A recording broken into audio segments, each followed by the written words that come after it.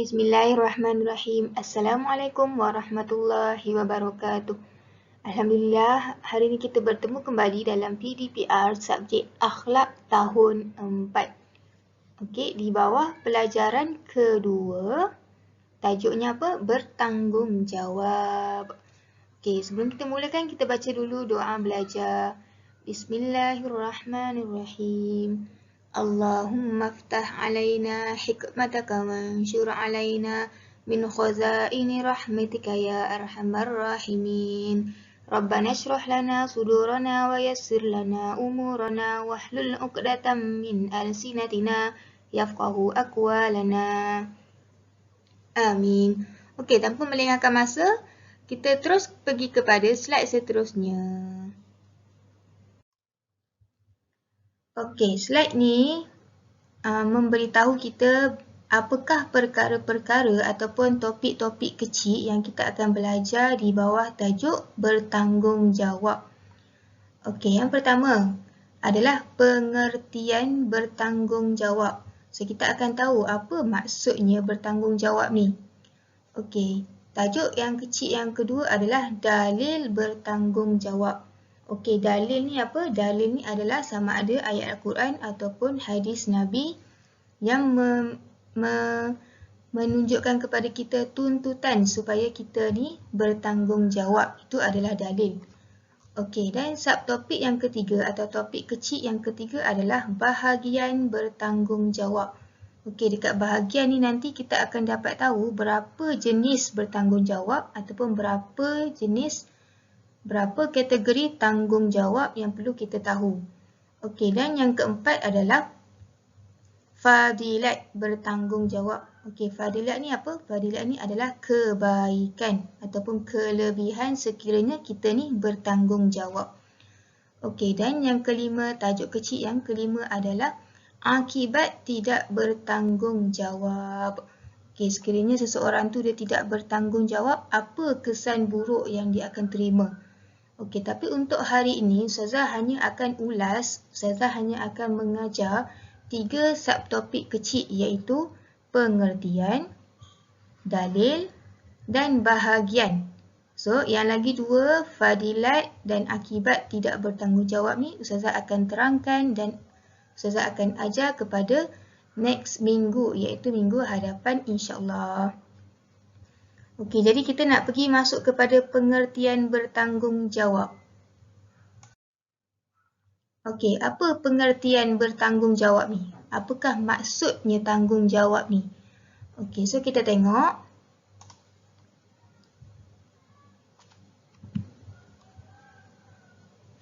Okey, kita baca sama-sama. Murid-murid boleh tengok buku teks ataupun boleh tengok dekat slide yang Ustazah buat ni. Kita baca sama-sama.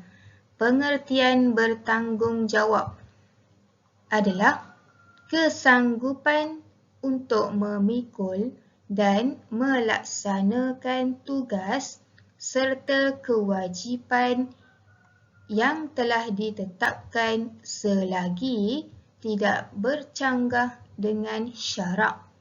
Okey, so apa bertanggungjawab ni? Tanggungjawab ni apa? Adalah kesanggupan. Okey, kita sanggup. Ustazah sanggup ataupun awak yang sanggup. Okey, sanggup untuk apa? Sanggup untuk memikul dan melaksanakan tugas. Okey, kita sanggup nak buat sesuatu tu. Contohnya apa? Kita sanggup bersusah payah untuk study sebab apa? Sebab nak menuntut ilmu kerana Allah. Itu contohnya. Apa lagi contoh? Kita sanggup buat apa? Kita sanggup nak tolong ibu kita masak contohnya. Okey? So, kesanggupan yang kita buat ni adalah untuk kita melaksanakan tugas serta kewajipan yang telah ditetapkan. Okey, dan yang ni paling penting, selagi tidak bercanggah dengan syarak. Maksudnya selagi tidak bercanggah dengan apa yang Allah suruh. Selagi kita tak buat kejahatan. Contohnya apa? Kalau kita sanggup nak tolong kawan kita untuk mencuri, itu adalah perkara yang dilarang oleh Allah. Itu adalah perkara yang bercanggah dengan syarak. So, tak boleh kita nak tolong seseorang untuk perkara yang tak baik, perkara yang kejahatan. Okey, tak boleh.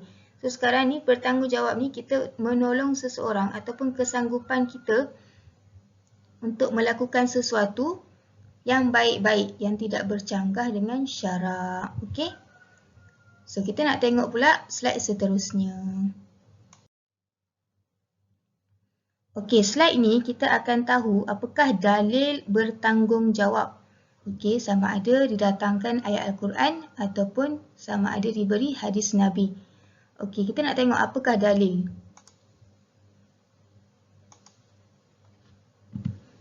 Okey, dalilnya adalah ayat Al-Quran. Kita baca sama-sama ya. Bismillahirrahmanirrahim. Innas sam'a wal basara wal fu'ada kullu ulaika kana anhu mas'ula. Okey, ayat Quran ni datang daripada surah Al-Isra ayat ke-36. Okey, sekarang kita baca pula maksud dia bersama-sama. Maksudnya, sesungguhnya pendengaran dan penglihatan serta hati, semua anggota itu tetap akan ditanya tentang apa yang dilakukannya. Okey, jadi apa yang kita dapat faham daripada ayat Quran ni adalah apa sahaja yang kita buat dekat dunia ni, sama ada kita dengar apa-apa, kita tengok benda apa-apa ataupun kita dekat hati kita ni fikir apa-apa, semua tu nanti masa dekat akhirat, semua tu akan ditanya. Okey, contohnya Allah akan tanya dekat mata kita ni, apa yang awak tengok sepanjang awak hidup? Adakah awak tengok benda yang baik-baik ataupun yang tidak baik-baik? Jadi, nak cakapnya dekat sini, setiap apa yang kita lakukan dekat dunia ni akan dipertanggungjawabkan dekat akhirat nanti. Sama ada kita buat benda yang baik ke, sama ada kita buat benda yang buruk ke, setiap perkara yang kita lakukan dekat dunia ni akan dipertanggungjawabkan. Maksudnya kita akan terima apa sahaja kesan lah, sama ada kita dapat masuk syurga ke atau kita dapat masuk neraka ke berdasarkan setiap amalan kita.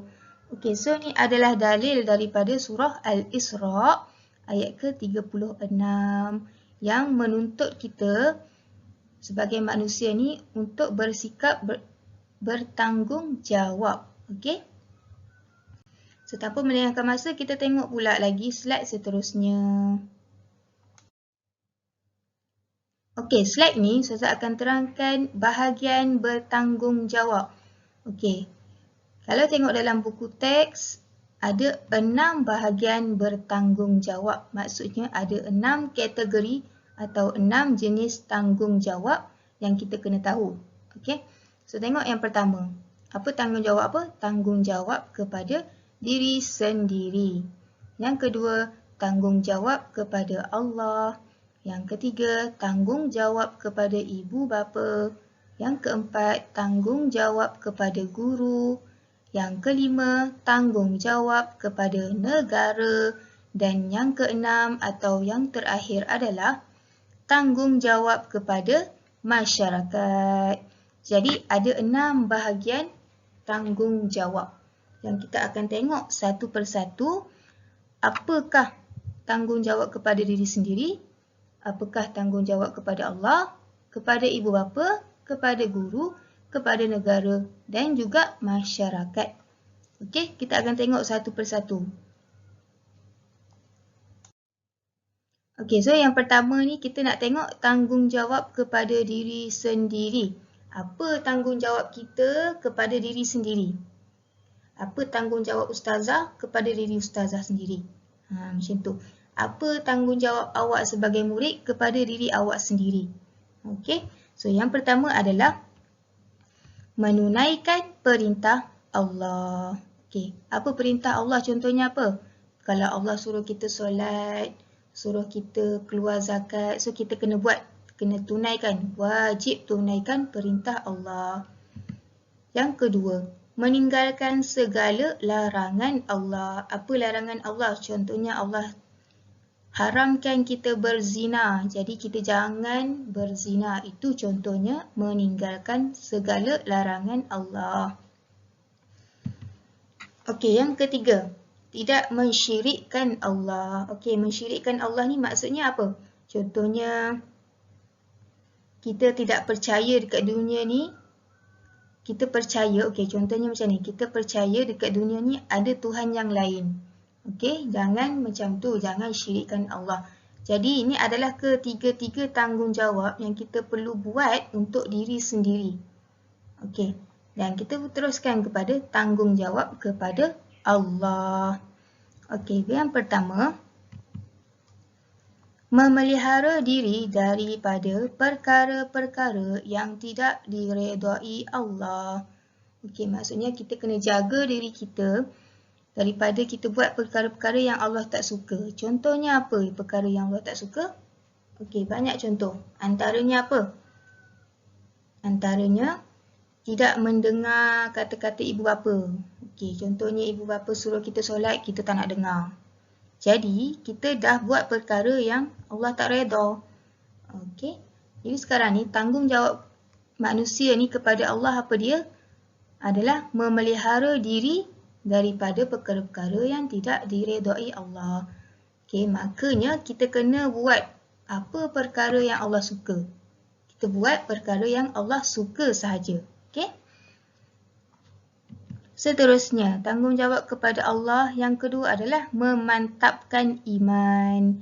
Macam-macam cara kita boleh nak mantapkan iman kita, nak kuatkan iman kita. Antaranya apa? Berzikir, solat, mengaji. Okey, itu antara cara-cara kita nak memantapkan iman atau menguatkan iman kita kepada Allah. Okey, dan yang ketiga, tanggungjawab kepada Allah yang ketiga adalah melaksanakan tuntutan rukun Islam dengan sempurna. Okey, maksudnya kalau rukun Islam ada 5, jadi kita kena buat semua tu. Okey, kalau macam rukun Islam, melaksanakan tuntutan rukun Islam dengan sempurna. Okey, apa yang terdapat dalam rukun Islam, kita kena buatlah. Okey, so kita teruskan kepada seterusnya, tanggungjawab kepada ibu bapa. Okey, tadi kita dah tengok tanggungjawab kat diri sendiri. Kita dah tengok juga tanggungjawab kepada Allah. Sekarang kita nak tengok tanggungjawab kepada ibu bapa. Apa tanggungjawab kita ni kepada ibu bapa kita? Okey, yang pertama, mendoakan kesejahteraan. Okey, apa doa untuk mendoakan kesejahteraan kepada ibu bapa ni? Biasa sangat kita sebut lepas solat. Allahumma ighfir lana dzunubana wa liwalidayna warhamhuma kama rabbayana shaghira. Itu doa yang paling biasa, paling famous orang baca lepas solat. Doa tu, doa apa? Doa nak mendoakan kesejahteraan, keselamatan ibu bapa kita lah. Okey, dan yang kedua, tanggungjawab kepada ibu bapa yang kedua adalah bercakap dengan lemah lembut. Okey, ni paling penting. Lemah lembut maksudnya jangan tinggi suara, jangan melawan ibu bapa. Okey, itu tanggungjawab kita sebagai seorang anak kepada ibu bapa kita. Yang ketiga, tanggungjawab kepada ibu bapa yang ketiga adalah apa? Taat dan berbakti kepada mereka. Kita kena taat. Maksudnya ikut sahaja apa yang mereka cakap selagi benda tu untuk kebaikan diri kita. Dan kita kena berbakti kepada mereka. Maksudnya kena buat baik dengan mereka, selalu tolong, selalu doakan yang baik-baik. Itu adalah berbakti. Okey, nanti bila dah besar-besar, dah ada kerja yang elok. Contohnya apa? Macam mana cara kita nak berbakti? Kita tolong mereka. Contohnya kalau mereka perlukan duit ke apa masa tu, nak hantar mereka pergi haji dengan umrah ke, sangat-sangat besar pahala. Itu contoh berbakti. Okey, seterusnya kita nak tengok tanggungjawab kepada guru. Okey, kamu sebagai murid pun ada tanggungjawab kepada guru. Ustazah pun sebagai murid kepada guru ustazah pun ustazah ada tanggungjawab. Okey, so yang pertama apa dia? Menumpukan perhatian ketika guru mengajar. Okey, ni paling penting. Kalau guru kamu mengajar dekat kelas contohnya, Kena tumpukan perhatian, jangan duk fikir benda lain, jangan fikir adik kat rumah ke, jangan fikir lepas tu nak main apa, nak makan apa. Masa tengah guru mengajar, kena bagi perhatian 100%. Okey, yang kedua. Mematuhi segala yang diajar oleh guru. Selagi apa yang guru ajar tu benda yang baik-baik, kita kena patuh, kita kena ikut. Yang ketiga, menghormati guru. Okey, ni samalah. Guru pun kita kena hormat, ibu bapa kita pun kita kena hormat, sesiapa sahaja kita kena hormat. Okey, yang keempat, mendoakan kesejahteraan. Sama juga macam ibu bapa kita dah doakan kesejahteraan. Untuk guru pun kita boleh doakan juga. Contohnya kalau tak tahu doa dalam bahasa Arab, boleh je sebut dalam bahasa Melayu. Ya Allah, lindungilah guruku, semoga guruku serta semua muslimin muslimat selamat, sejahtera, sihat walafiat. Macam-macam jenis doa kita boleh baca, tak semestinya lepas solat, lepas apa-apa je kita nak doa ni bila-bila masa saja, tak semestinya lepas solat. Okey, kita nak tengok tanggungjawab yang seterusnya. Okey, tanggungjawab kepada negara. Kita pun ada tanggungjawab kita untuk negara kita. Okey, bukan untuk ibu bapa saja, bukan untuk guru, tapi untuk negara pun ada juga tanggungjawab yang kita kena buat. Apa dia? Yang pertama, kesetiaan kepada negara. Yang kedua, menjaga harta benda awam. Okey, maksudnya apa ni? Contohnya dekat taman permainan kan, ada buaian tu. So kita kena main elok-elok, jangan pula awak tarik-tarik dia sampai putus, sampai patah. Itu maksudnya menjaga harta benda awam. Contoh apa lagi? Kerusi dekat taman kan. Taman orang jogging-jogging tu biasa ada kerusi ke apa ke. Kita duduk dekat situ elok-elok, jangan pula awak pergi berdiri dekat atas tu, lompat-lompat ke sampai patah kerusi tu. Itu maksudnya menjaga harta benda awam. Okey, dan yang ketiga, menjaga keselamatan dan keamanan negara. Okey, ni menjaga keselamatan. Walaupun kita ni budak kecil lagi ataupun anak murid sahaja, bukannya polis ke, bukannya tentera ke, tapi kita ni pun sama-sama bertanggungjawab untuk menjaga keselamatan dan keamanan. Contohnya kalau kita nampak macam ada seseorang yang curiga duk berlegar dekat kawasan rumah kita tu kan, kita boleh untuk ambil tindakan, bagi tahu dekat mak ayah kita ke. Tapi jangan pula awak sebagai kanak-kanak ni nak buat tindakan sendiri pula, nak pergi tangkap orang tu ke, jangan. Kita kena bagi tahu orang lain lebih tua. Okey? Itu cara kita nak menjaga keselamatan dan keamanan negara. Okey, kita nak tengok tanggungjawab yang terakhir, iaitu tanggungjawab kepada masyarakat. Okey, masyarakat ni apa maksudnya?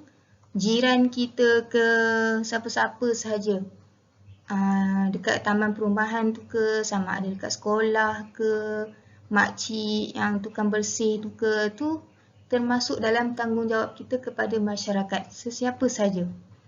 Okey, yang pertama, apa tanggungjawabnya? Tanggungjawab pertama adalah melibatkan diri dalam aktiviti kemasyarakatan.